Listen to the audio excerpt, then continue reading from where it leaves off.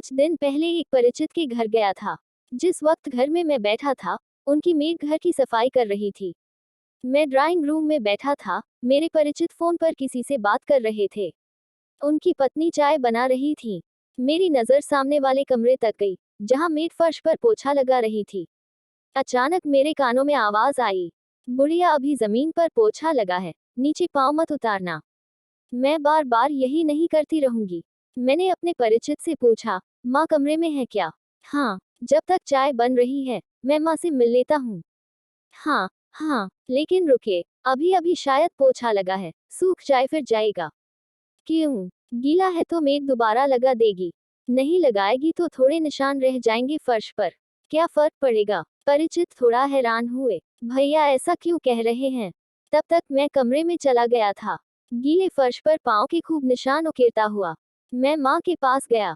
मैंने उनके पाँव छुए और फिर उनसे कहा कि चलिए आप भी ड्राइंग रूम में, वहाँ साथ बैठकर चाय पीते हैं। चाय बन रही है, भाभी रसोई में चाय बना रही हैं। मैंने इतना ही कहा था। माँ एकदम घबरा गईं। अरे नहीं, अभी फर्श पर पाँव नहीं रखना है। फर्श गीला है न, मेरे पाँव के निशान पड़ जाएंगे। पाँव के निशान पड़ जाएंगे। वाह, फिर तो मैं उनकी तस्वीर उतार कर बड़ा करवा कर फ्रेम में लगाऊंगा। आप चलिए तो सही। पर माँ बिस्तर से नीचे नहीं उतर रही थी। उन्होंने कहा कि तुम चाय पी लो बेटा। तब तक मेरे परिचित भी माँ के कमरे तक आ गए थे। उन्होंने मुझसे कहा कि माँ सुबह चाय पी चुकी है, आप आइए भैया। नहीं, माँ के साथ मैं यही कमरे में चाय लूंगा। चमकते हुए टाइल्स पर मेरे जूते के निशान बयां कर रहे थे कि मैंने जानबूझकर कुछ निशान छोड़े हैं। मेरे परिचित समझ नहीं पा रहे थे कि आखिर मैंने ऐसा किया ही क्यों।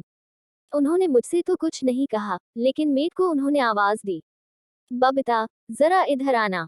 इधर नवनीत भैया के पाँव के निशान पड़ गए हैं, उन्हें साफ कर देना। बबीता ने गीला पोछा फर्श पर लगाया।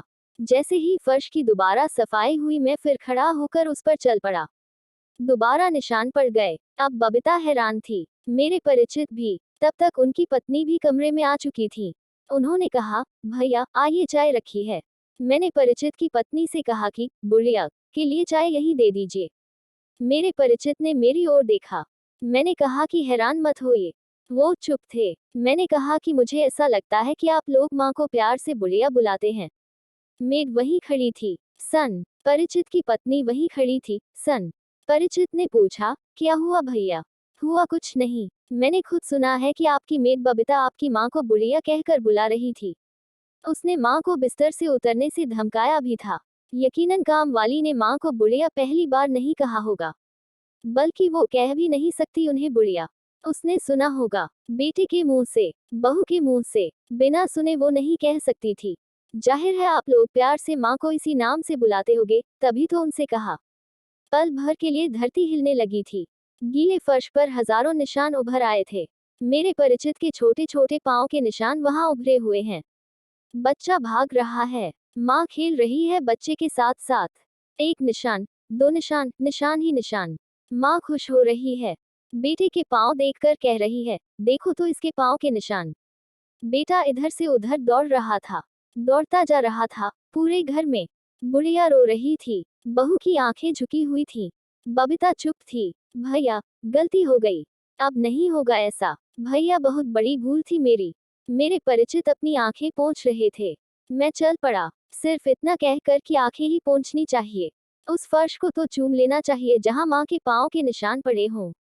कर सके तो लोगों पर 3 एहसान अवश्य कीजिए। 1, फायदा नहीं पहुंचा सकते तो नुकसान भी ना पहुंचाए। 2, खुशी नहीं दे सकते तो दुख भी ना पहुंचाए। और 3, तारीफ नहीं कर सकते तो बुराई भी ना करें।